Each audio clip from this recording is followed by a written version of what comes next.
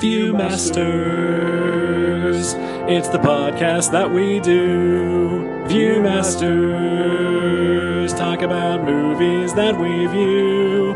Viewmasters, my friend Eric and me, Joe. Viewmasters, hey, let's start the show. Hello, welcome to the Viewmasters, episode 312, The Menu. My name is Joe. My name is Eric.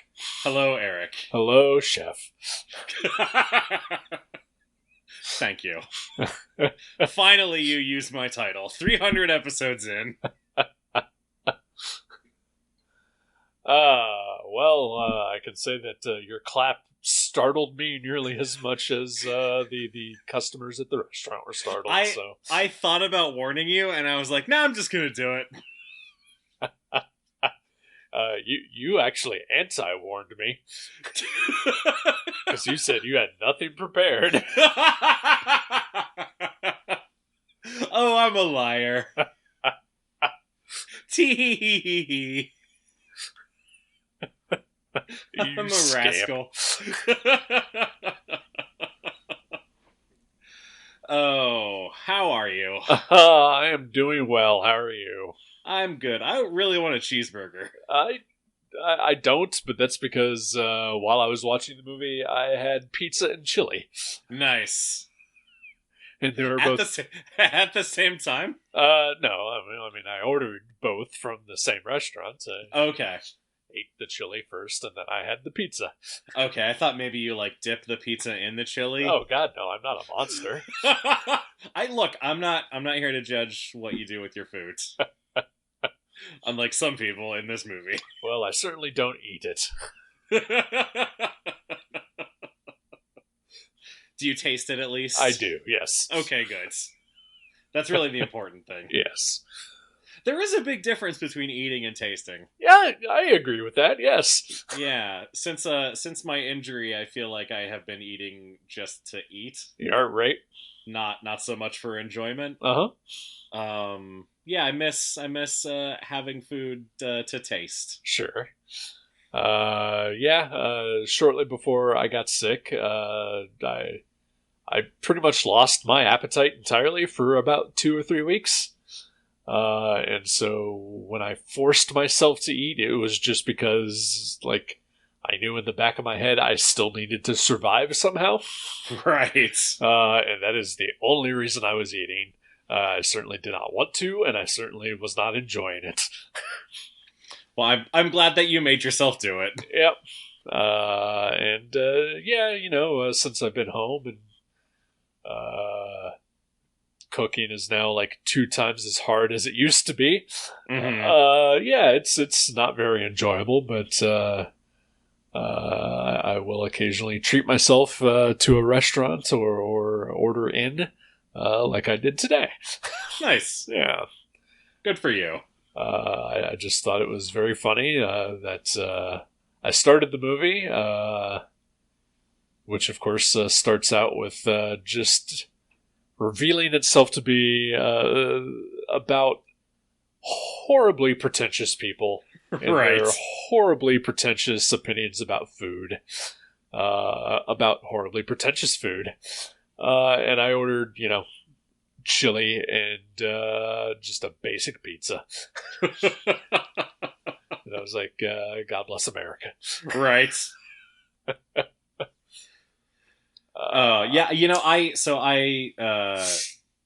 I watch or have watched a lot of Top Chef. Uh-huh. I feel like we've covered this. Yeah. Usually when they have platings, the platings are very ornate typically.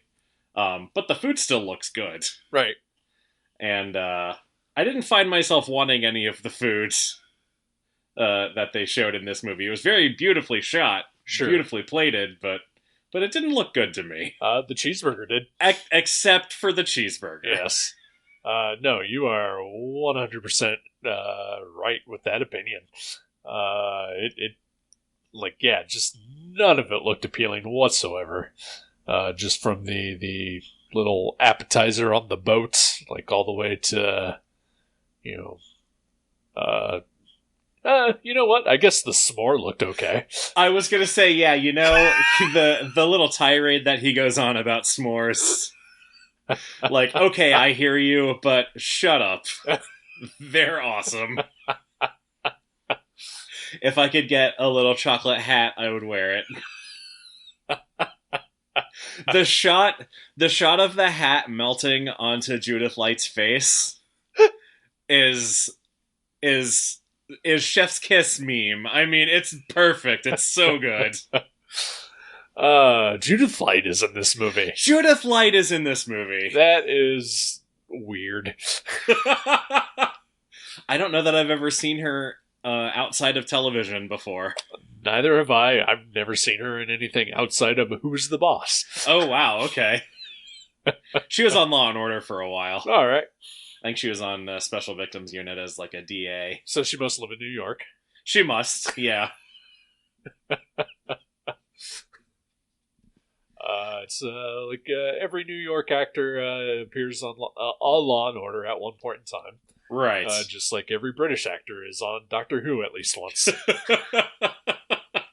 It's true. I've been rewatching Doctor Who, and there was an actress in an episode recently who looked really familiar to me, and I couldn't quite place her, and it's because she was in that Adventure in Time and Space movie as Verity Lambert, who like helped get the show off the ground. Right. So like that was very strange to me.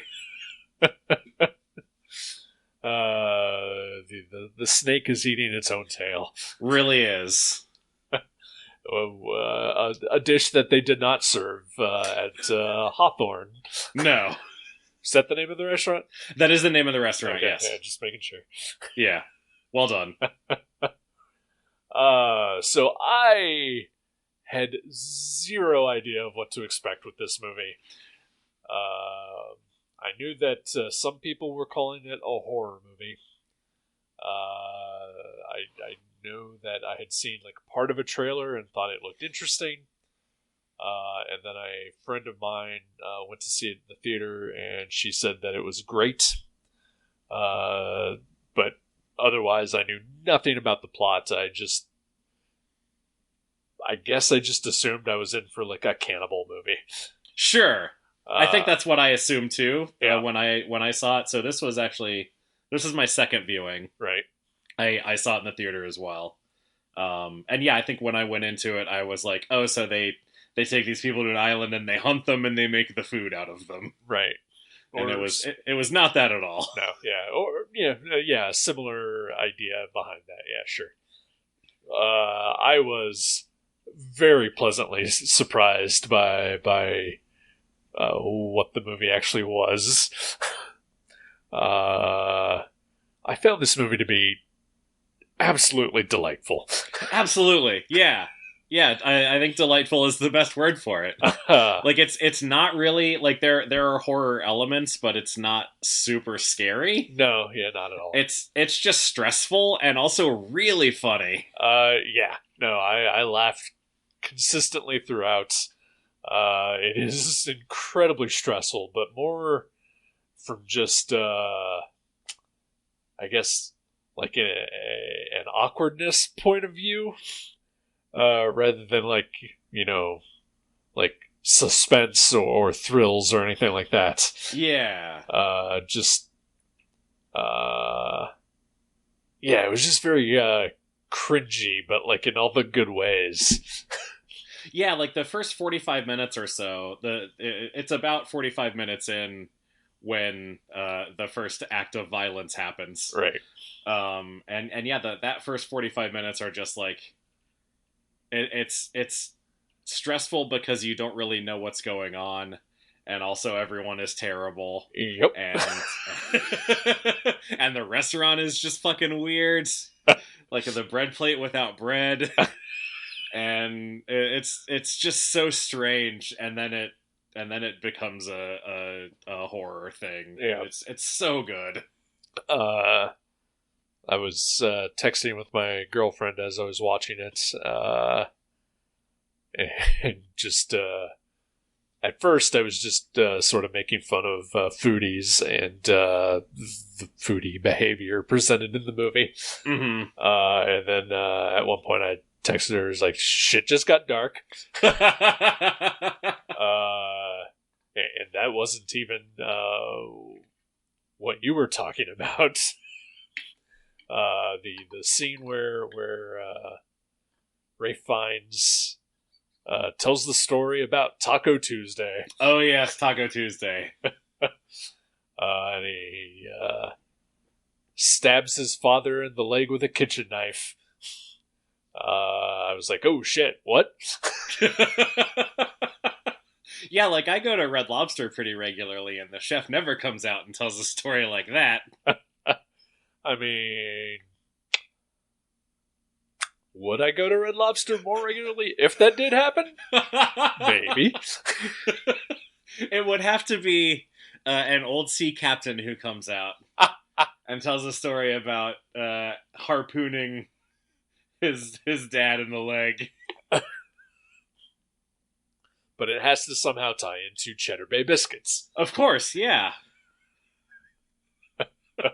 or all you can eat crab legs. Sure.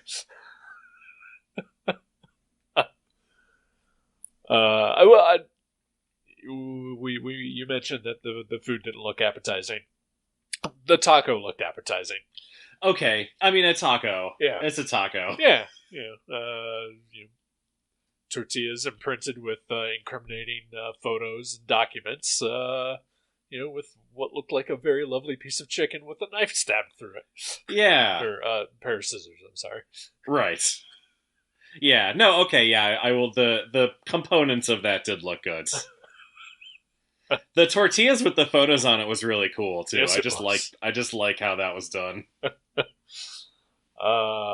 You know what? I'm also, maybe this just exposes me more for the, Neanderthal that I am, but I thought Tyler's bullshit kind of looked okay. Tyler's bullshit seems like a thing that I would make. Yep. And be like, oh, this is cuisine. I am a chef now. Yep, absolutely. I am pretty sure that I have made similar with like very similar ingredients and probably fried it for just as long as he did and said, yeah, this is good. I feel like I love Tyler. Like, he's the worst. But he's so great. Just his reactions or lack of reaction to everything is so fun. So my friend who went to see this, who told me that it was great, dated a chef for a while. And I was texting her about this movie as well after watching it. And she said, Tyler equals my ex. And I said, oof, he is awful from the jump. Yeah, that's too bad. Yep. It's like, good thing you got out of that. I did really enjoy mouthfeel. Like, that's something that I've heard mentioned on Top Chef before. Yeah. And I understand what it means. But it's nonsense.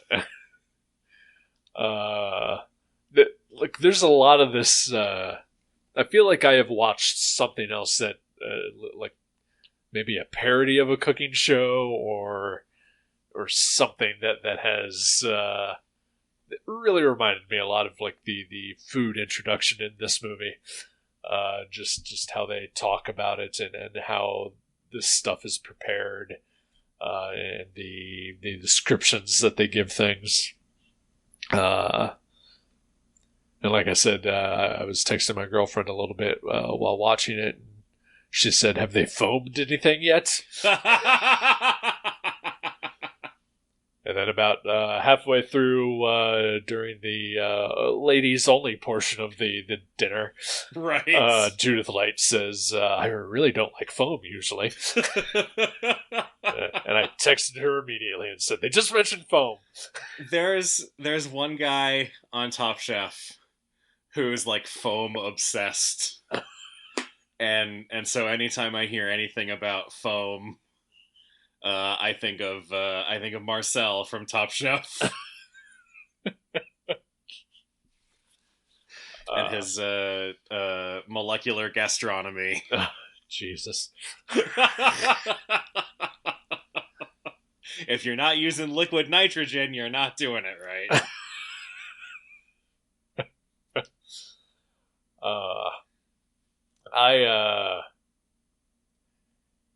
Yeah, all this food looked like bullshit to me.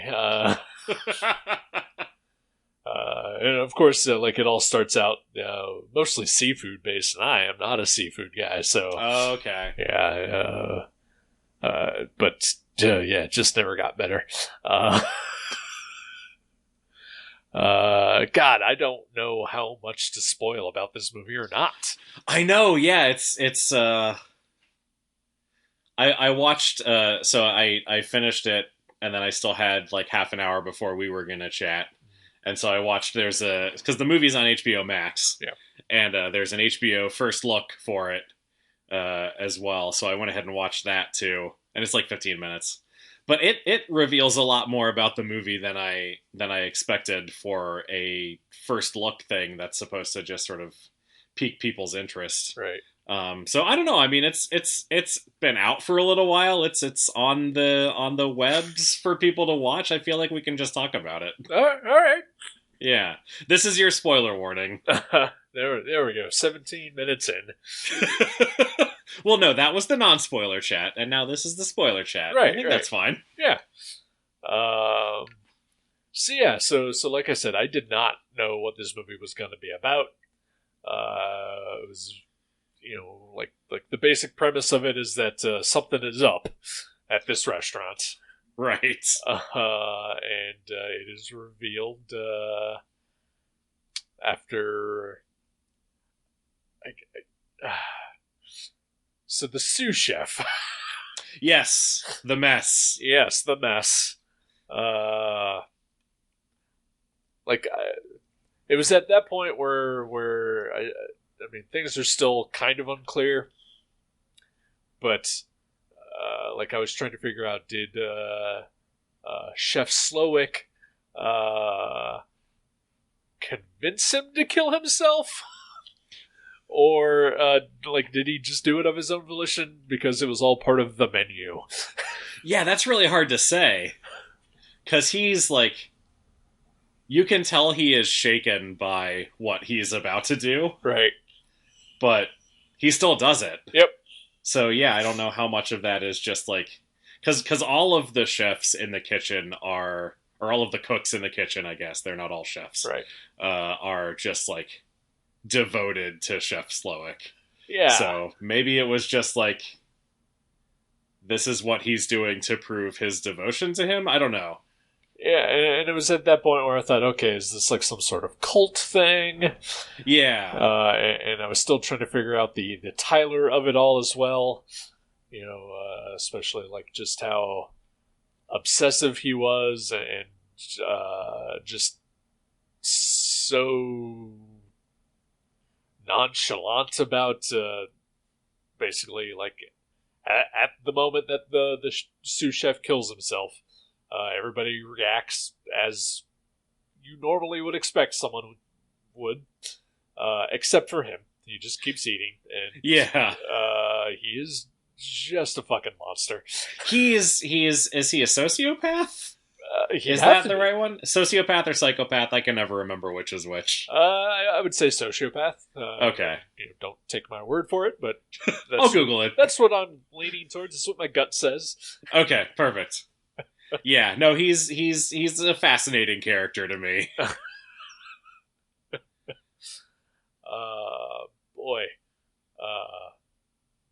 I mean, I guess I guess Nicholas Hoult is great in this.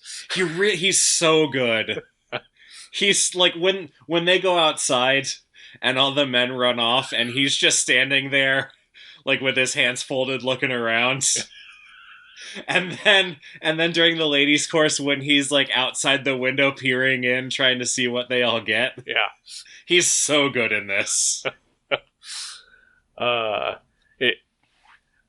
guess because mostly I've only ever seen him under heavy makeup. Sure. As both the Beast and Knock. Is that his name in Mad Max? Oh, Nux. Yeah. Yeah. This is the first time I think I've really seen him in a role like where he's just like his normal face. Yeah. And realize that reminds me a lot of James Marsden. I can see that. Yeah, I really can. And I think as we've discussed before that James Marsden is never fully utilized to like what his actual potential is. Right. And so I just kept getting James Marsden glimpses throughout this movie, which with Tyler's really douchey, sociopathic character just sort of really kind of threw me off, and so that's why I sort of put a question mark in that Nicholas Hoult is great in this. Yeah, that makes sense. I guess I don't know that I've seen James Marsden play that type of character before, but I feel like that would be really interesting now that you mention it. I think he was in the first season of what's the name of the Christina Applegate and Linda Cardellini show? Oh, Dead to Me. Yeah, he was in the first season of that. I felt like he kind of had a very douchey vibe in that first season there. I've heard that that's good. Maybe I should watch that. I enjoyed the first season and then forgot that it ever existed. Didn't the third season just come out? Probably. Netflix. Netflix. Just making things for you to forget about. Where TV shows go to die. Yep. There's 17 new Netflix original films that come out, and I've never heard of any of them. You're going to hear about one of them because it's my pick for next week. Spoilers. Ooh, okay. Have you seen, speaking of James Marsden, have you seen Enchanted? The original one? The one with Amy Adams. Yeah, and the one from like the mid 2000s. Yeah, Uh-huh. not the sequel. Okay, good. Because he's perfect in that. Yeah, he is. That is definitely him being utilized correctly there.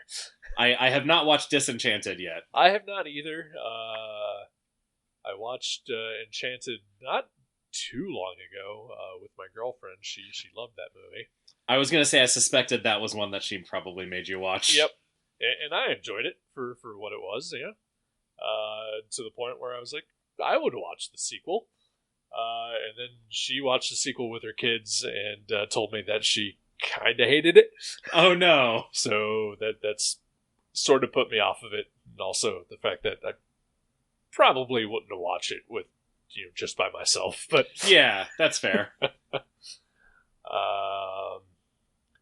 Yeah, so I was honestly very surprised that I recognized quite a few actors in this movie other than Ralph Fiennes. Okay. Like John Leguizamo, I had no idea was in this movie. Oh yeah, Johnny Legs. Yeah. Did I tell you I met him? Yes, you did. Okay, I couldn't remember. But it's weird. This is the second movie that I've seen him in just under a month.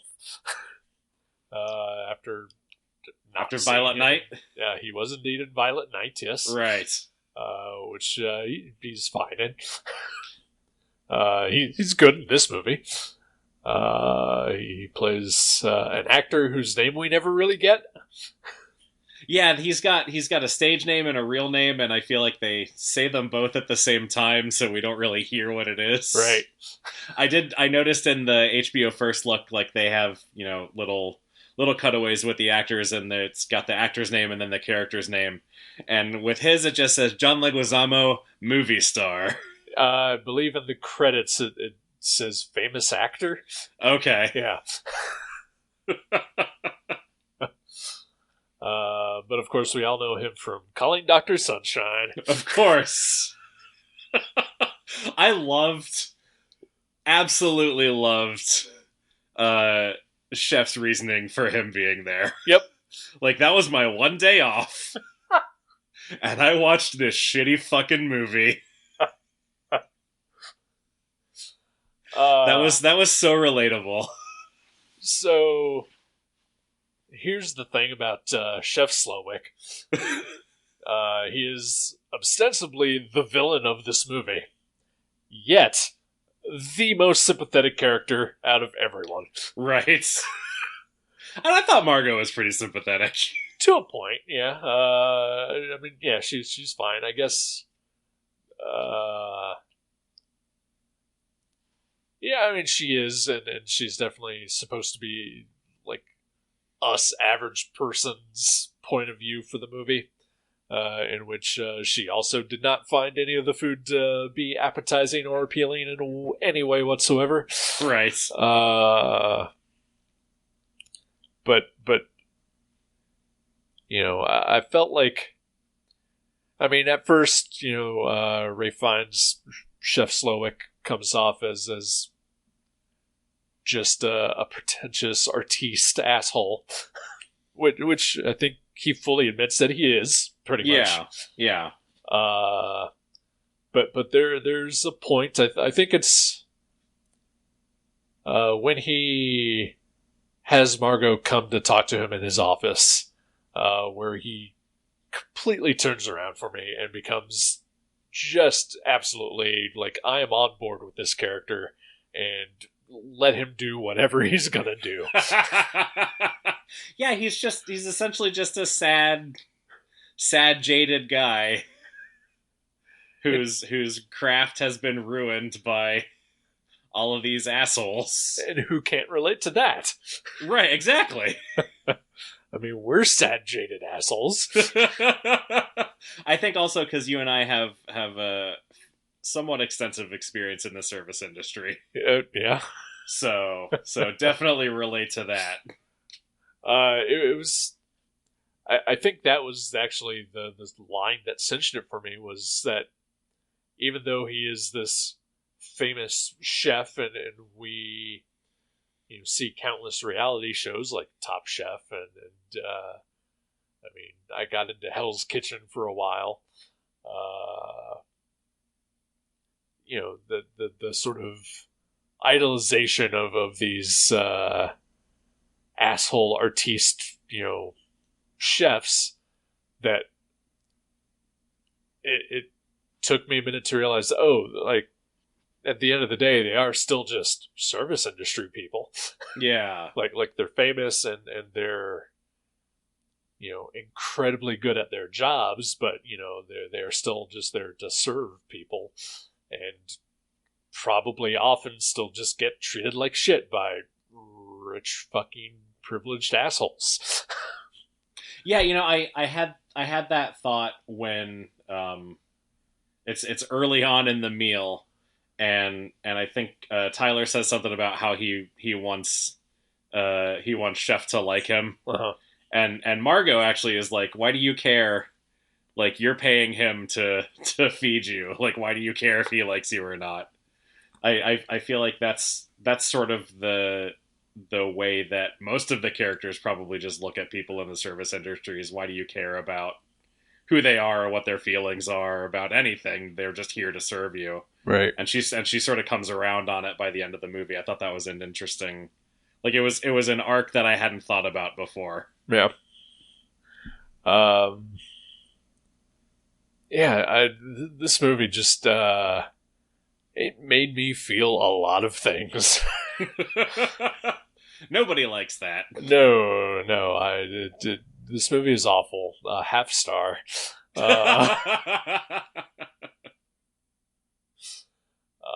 No, this is an incredible fucking movie. And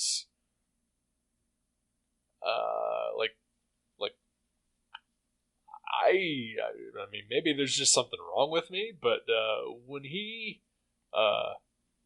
starts cooking the cheeseburger, like, I started crying. Yeah, Yeah. I get that. When he serves her the burger and the fries, and we never find out her answer, but apparently she ordered crinkle cut. Right. Which good for her, because they are the best fries. What are julienne fries? I'm not sure what method that is. I'm guessing that's just sort of the straight cut, like thin McDonald type fries. Okay, gotcha. I mean, again, don't take my word for anything. I'm gonna Google that All right. while we're here. But you can take my word in saying that crinkle cut fries are the best fries, and I know that they're just all fried potatoes, but there's something special about a crinkle cut, and I get incredibly excited when I get to a restaurant that has them. I'll even go to a White Castle simply because they serve crinkle cut fries. Wow.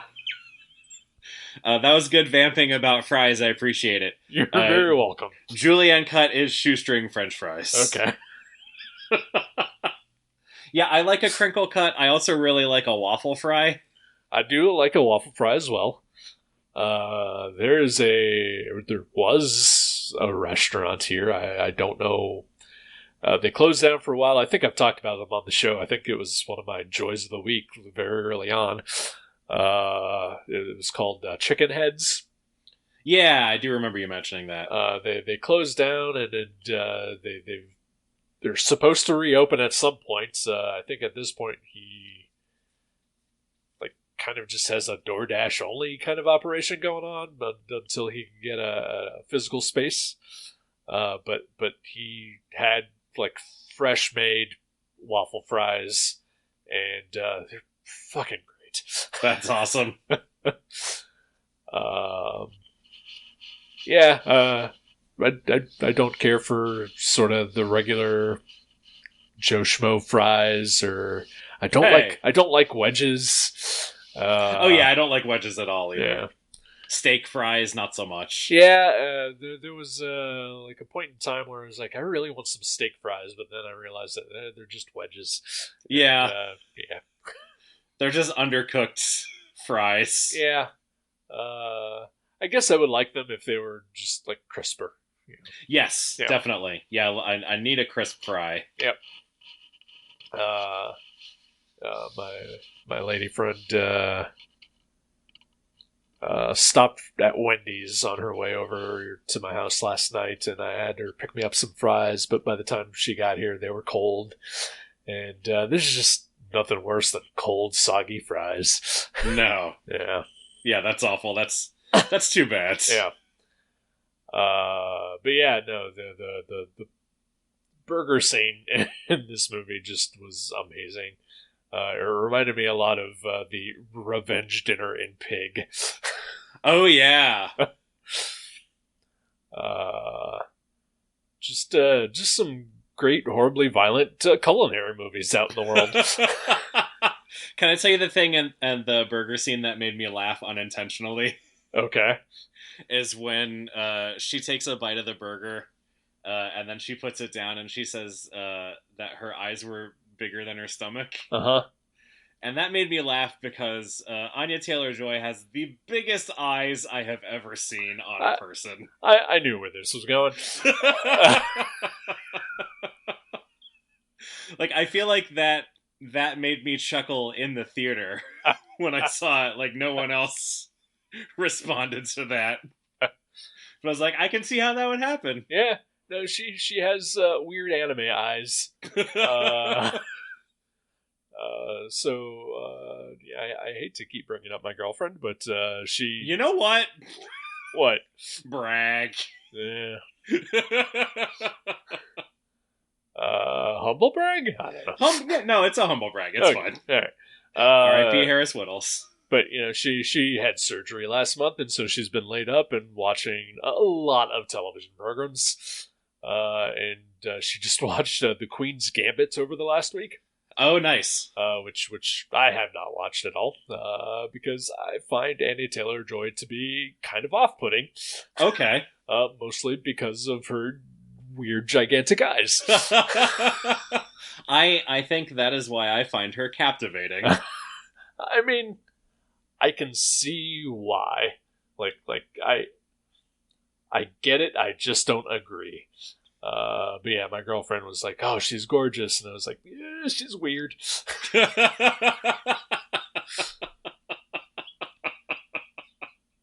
Wow. It's. I know I've seen her in other things. She was in the New Mutants movie. She was as Magic, Ilyana Rasputin. Right. Which I enjoyed her in that. I think I liked that movie. I think I was one of 5 that did. I still haven't watched that. I bought it on Blu-ray and I still haven't watched it yet. Treat yourself. Maybe I'll do that this weekend. There you go. I'll watch that and Venom: Let There Be Carnage, another movie I bought and haven't watched yet. That's another one that I feel like I am one of again 5 people that really enjoyed that one, and that was after really fucking hating the first one. And she was in The Witch, right? Yes, the Vivitch. The Witch. Yes, I apologize. It's okay. Yeah, she was in that. She was in Split. Oh, I saw that. That's the James McAvoy. Yeah, the Unbreakable sequel. Yeah. Spoiler. Oh, sorry. I believe she might also be in Glass. I don't remember though. Huh. I do not remember her in that at all. Did you saw Last Night in Soho, right? Yeah. Yeah, she's in that as well. Okay, all right. So I guess I've seen her in a few things. Yeah, she's around. Yeah. And I think she's a fine actress, but she's just kind of off-putting to me. She just freaks you out a little bit. Just a little bit, yeah. I get it. But I feel that way about oh man. This is horrible. Kill me. He was Stephen Hawking in The Theory of Everything. He's in the Fantastic Beasts movies. Eddie Redmayne. Eddie Redmayne, thank you. Yes, I feel the same way about Eddie Redmayne. I think I've only ever seen him in Jupiter Ascending. Okay, sure. Which he's great in. I guess.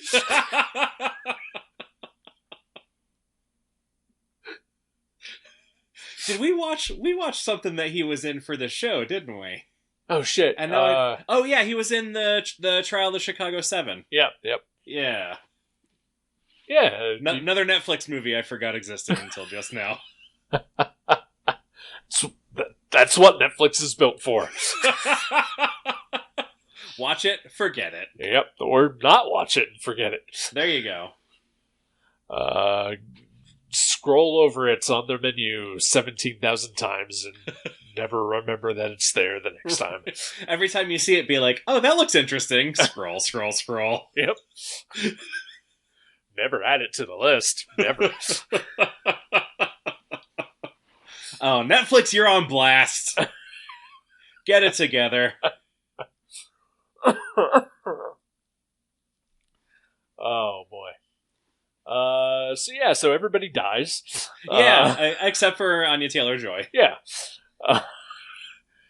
So the whole menu is the fact that he is going to kill everybody, including himself and all of his minions. You know what? Right up until the s'more moment, I was still with him, so... Yeah. Good for him. Yeah. I really liked the female sous chef. I think her name was Kathy. The one who came up with the idea to kill everybody. Yeah. I was on board with her as well. Like, yep. when the food critic Lillian is like praising her food, and she's like, there's a time when that would have really meant something to me, and then she just starts crying. Yeah. Like that, I love that scene so much. Yeah. What's wrong with me? Is that a metaphorical question? Do I have to answer it? You do not have to answer that question. Okay, good. Listeners, if you have any ideas what's wrong with me, feel free to comment, tweet at ViewmastersPals. I am also personally at Joe Grunenwald. My email address is joegrunenwald@gmail.com. Please email me and let me know what's wrong with me. I would love to know. And if you want to go ahead and diagnose me as well, please feel free to email Joe. Yeah, I'll pass it along, maybe. Sure, yeah. Or you know what? Rate and review us on iTunes. There you go. It really helps. And in your review, tell us what's wrong with both of us. Exactly. Not Please. what's wrong with the show. Just what's wrong with us as human beings. Because your review will be 5 stars, obviously. Yeah, of course. The show is perfect, but us personally is what you need to be reviewing. Exactly. Maybe tell us we're broken. Yeah. Well, I already know that. Yeah, I'm already pretty aware of how broken I am. Then you can just give us big bowls of broken sauces. Oh, it's an emulsion, Eric? I don't know what a broken emulsion is. I don't either. I guess maybe it's that the elements of it didn't adhere together, maybe is what it means. I don't know. Sure. That's a total guess on my part. I could Google that too, I guess. Yeah, I don't care. Okay, me neither. Cooking. Yeah. I decided that this year I'm going to get good at cooking. Okay. Once I'm back on my feet. I feel like it's a skill that I'm interested in but have never really fed. No pun intended. So, you know, I'm a newly single guy, you know, might as well, you know, indulge some new hobbies. Sure. And I feel like cooking is a productive one to go after. It's not a bad one. You know, I enjoy cooking for other people. But for myself, I just want, like, what's going to take the least amount of time and the least amount of effort. Sure. That's fair. You know, but, like, when I used to live in my old apartment, I had a very tiny kitchen with not a lot of areas to maneuver around. So I did not do a ton of cooking there at all. I do cook in my new place because the kitchen is bigger and I do have a little bit more room. But since I've been off of my feet, it's harder to do certain things like cutting, for instance. But when I used to house sit for my parents, I used to invite friends over and I would just cook a meal. It is really nice to be able to feed someone. Yeah. It's a good feeling. And I would try things that, like, I certainly would never have just tried for myself, you know, or, you know, I certainly wasn't doing Chef Slowick level of anything, but, you know, I'd make a nice steak with some sides, you know, or try my hand at, I once tried to make Jason a handmade veggie burger. Oh, wow. It did not go well. I broke a blender. Oh my god! So I had to switch up to just we had portobello burgers instead. Nice. Which was just as delicious, honestly. Yeah, that still sounds awesome. But yeah, I enjoy doing that. But for myself, I'm just like, okay, I make the same thing for myself every single night. Some nights I want to change it up. I'll have spaghetti. Nice. You know, and there was a point in time where it was like I was making my own spaghetti sauces, and now I just get a jar of ragu. You know what? It's just as good, if not better. Yeah. I'm a Prego man myself. Yeah. You know, ragu has the chunky style that I enjoy, so yeah, that's what I go with. Nice. This has been Sauce Talk with Joe and Eric. Listeners, email us with what your favorite sauces are. Yeah. It's kind of a sauce, but about 6-7 months ago, I decided to try to make gravy for the first time ever. Oh, wow, okay. And it turned out great. Nice. And then I've never been able to replicate it. Have you tried multiple times? Oh, yeah. Okay.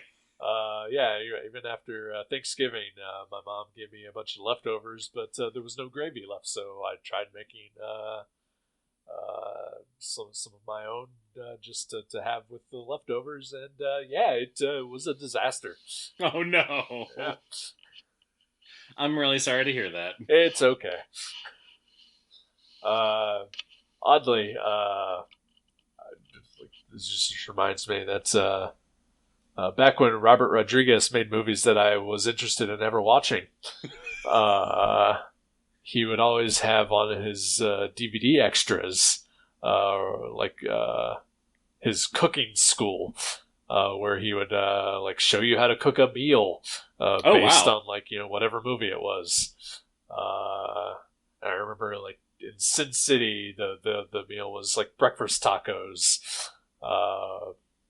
But the one I distinctly remember the most that I really did always want to try, and I still think about to this day, that I was I should give that a shot someday, was Once Upon a Time in Mexico. There's a dish that Johnny Depp's character eats a couple times in the movie, and he shows how to make that dish. It's called puerco porbil. And it's like a slow roasted pork, wrapped in banana leaves and with spices and rice and all that. It looks delicious, and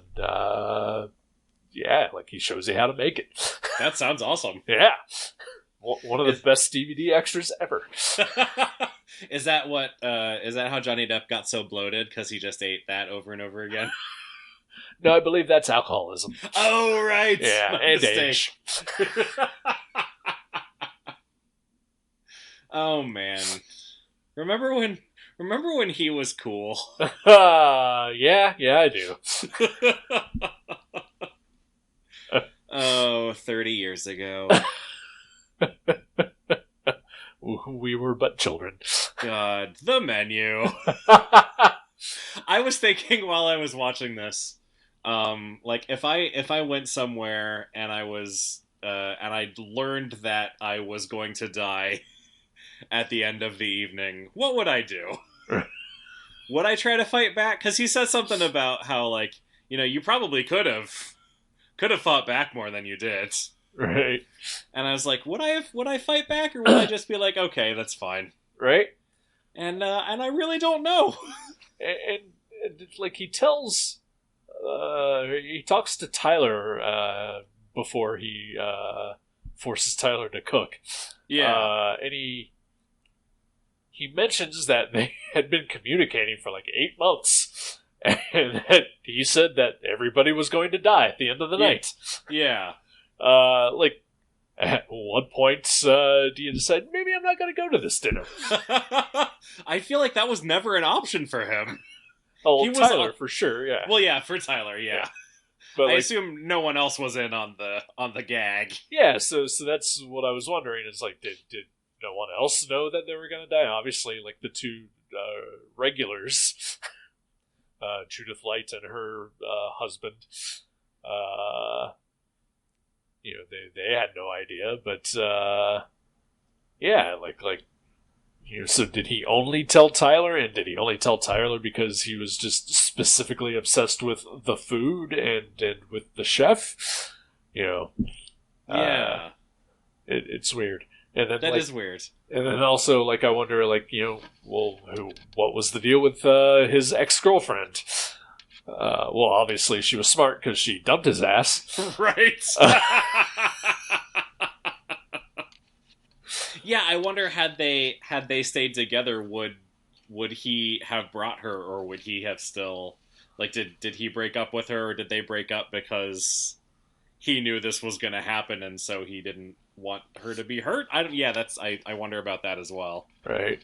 And so it is revealed essentially that Anya Taylor-Joy's character, Margot / Aaron, I think that was her real name, yeah. Is a sex worker, and that Tyler basically hired her to come with him and die. Yeah, because they don't do seatings for just one, so Right. he had to have someone with him. Right. So he brought her along because she's disposable. Sure. And also, so the end, before everybody dies, they all pay their bills. Yeah. That part I loved. Because I just watched American Psycho relatively recently. So when the three, like, tech bro-y guys or finance guys or whatever all throw their credit cards in the middle of the table, like, that reminded me of the scene in American Psycho where all of the guys who work on Wall Street or wherever do the same thing. Yeah. It's like, oh, this is perfect. and then the Judith Light's husband, like, holding the bill up, like, can we move this along? Oh, it's so perfect. It's so good. This movie is just, yeah. This may be one of the best movies I've watched in a while. like possibly even better than Glass Onion, and I loved Glass Onion. So, oh, wow. It's definitely better than the 9 Hellraiser movies I've watched in the last week.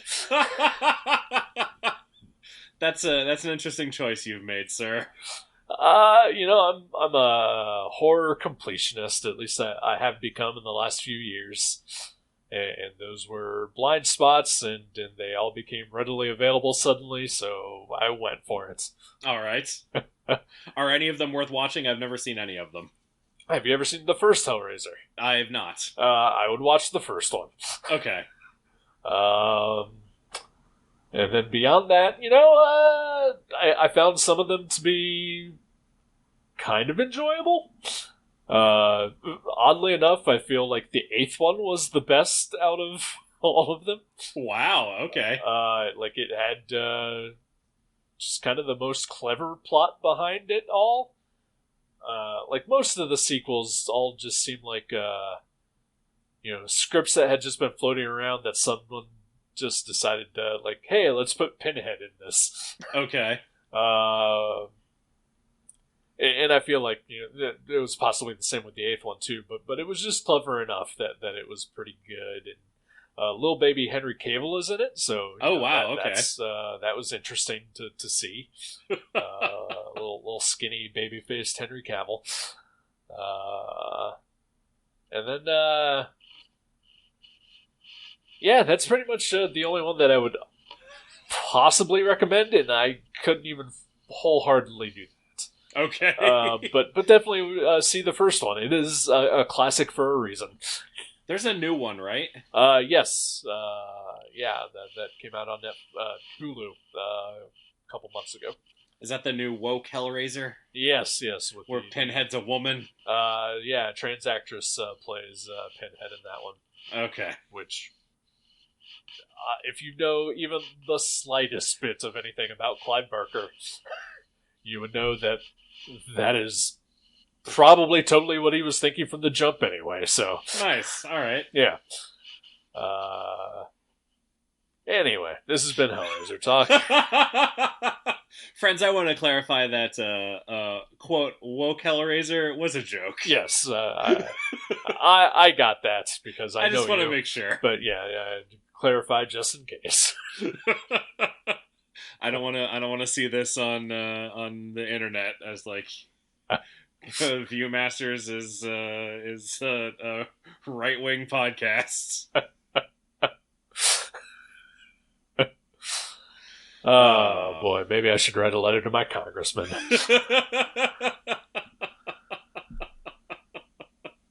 Oh man! Oh, what's bringing you joy this week, Eric? A letter to my congressman, actually. Perfect segue. Actually, no. Although, yeah, I got a letter in the mail today at work that was just absolutely batshit, and I just had to share it because it was just so unhinged that I loved it. It's worth looking up if you follow Eric on Twitter. You should look it up. Look it up like from last month. Oh right. Whoops. Yeah, it'll still be there. Yeah. No, the thing that's making me happy this week is just sort of a general thing, but it is comic book art. All right. So our friend Jason lives a new jet-setting kind of lifestyle, where he travels the globe, most likely probably to escape his domestic situation. But he sets up discount comic book booths at conventions across America now. This past weekend, he was in New Orleans. Oh, the Big Easy. Yes. Nolans. Nola. Yeah. That's the only ones I know. That's all you need to know, I guess. But Art Adams was at that show. Jason texted me a picture of his booth and said, "Hey, do you want me to pick up like any prints?" You know, like he showed me like what Art had on sale there. And I said, "Yeah, I picked out like one or two. I think they were like $20 each or whatever." He's like, "Well, I've been by here like 2 times and he's not been at his table yet. But if he is, I'll get some for you." I'm like, "Okay, cool." And then I didn't hear back from him until he was back in Ohio. And he said he went by his table multiple times a day and Art Adams was never there. Oh, that sucks. So then I just got to thinking, Art Adams has a website. And I went and looked, and he had like all of his prints that were at the show that I was interested in. He had them on his website. They were actually cheaper on his website. Oh, nice. And he autographs the prints and doesn't charge extra for him like he did at the show. So like I just spent like an hour just like going through all his prints. Then I texted Jason and I was like, "Hey, he's got like all these prints that he had at the show and they're cheaper. Do you want to go in on this with me and like pay for like half the shipping?" And he said yes, and he picked out something. And then that just got me like into this sort of rabbit hole of just looking at comic book art this week. And Heritage Auctions, which is I think ha.com. Yes. Yes. Like you can sign up for an account and not have to bid on anything. But like if you have an account, then you can view and download high-res scans of like all the original comic art that they have on sale.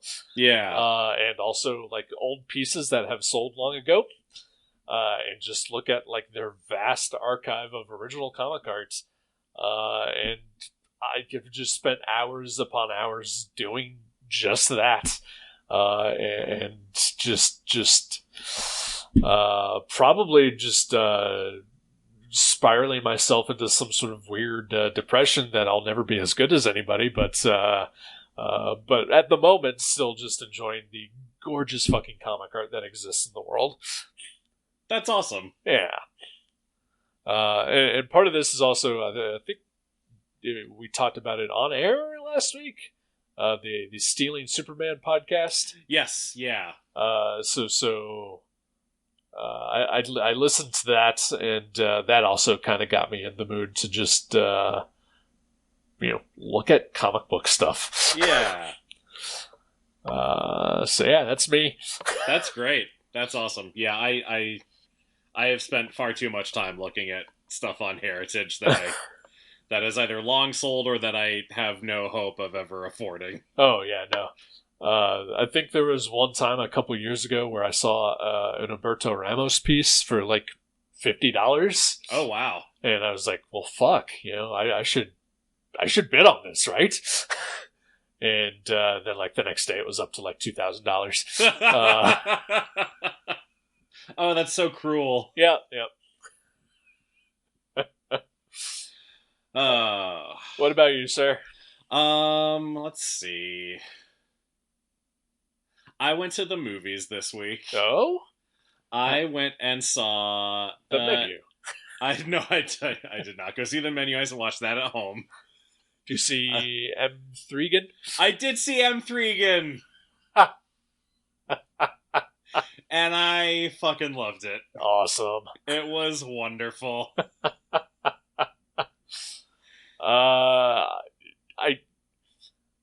I feel like that was a movie that, like, when the first trailers dropped, I just immediately dismissed it. But then, like, as it kept going, I just got more and more interested in it. Yeah. And it's now to the point where I am incredibly excited to see it.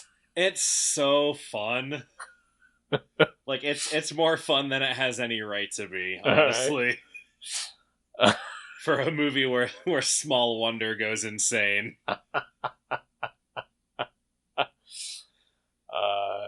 Yeah, so I saw online today Bruce Campbell is going on tour, and he's coming to Ohio a couple different times. Ooh. And I texted my girlfriend and said, hey, would you be interested in this? And she thought about it and said sure, and then I looked up prices and how to get tickets, and it all just seemed like a hassle, and I've already met Bruce Campbell multiple times. So I was like, yeah, let's not do this. Hey, how about, do you want to go see Megan instead? And she said yes, and I got way more excited about that than anything else. So Awesome. So did you go see it too? We have not seen it yet, so okay. Maybe next week if I can convince her, but yeah, I really do want to go see it now. It was great. And then I saw it on Sunday, and then the next day, Allison Williams was on Comedy Bang Bang. Right. And it was great. Yeah, I just listened to that episode today. And yeah, she was fantastic on the show, as was Bill Walton. And yes. Oh, God, Bill Walton. One of the great Bills. Oh boy. Anyway, yeah, M3gan is what's bringing me joy this week. That's good. I'm really looking forward to seeing that. It's by the same team as Malignant, right? Same screenwriter, anyway. Okay, and James Wan is a producer, but okay, I think it's a different director. Okay, all right. Hey, even though, and you know what? Elizabeth Olsen looks fucking great in that movie. Elizabeth Olsen? Uh-huh. She plays Megan, right? What? What am I missing? Just the fact that Megan looks exactly like fucking Elizabeth Olsen. Does she? I didn't notice that.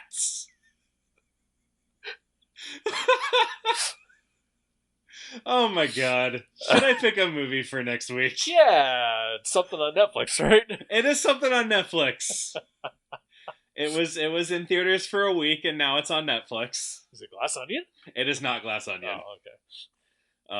No, this is a movie based on a book that I read in college that I really liked, but that I only have a passing memory of right now, other than that I really liked it. Okay. I believe Noah Baumbach directed it, maybe? Okay. And it's another entry in our Adam Driver series. Ooh. White Noise. Is that the Michael Keaton talks to ghost one? No, it's not. Oh, okay. I knew that was coming, and no, it's not. Is it a remake of that? I don't think so. Okay. What if we watched both White Noises and then talk about them at the same time? I mean, I was literally just thinking that. that I might just find the Michael Keaton one and watch it sometime before I watch this Adam Driver one. May still happen. I don't know yet. Yeah, now that I have the thought in my head, I might do that as well. Because I've never seen that, and I like Michael Keaton. Same and same. Anyway, no, White Noise, the Netflix original movie, is my pick for next week. All right. We like Adam Driver here. We're pro Adam Driver in this house. Definitely. In this house, we respect Adam Driver. Yep. Yeah, sounds good. All right. We'll talk to you then next week. All righty. Goodbye. Goodbye.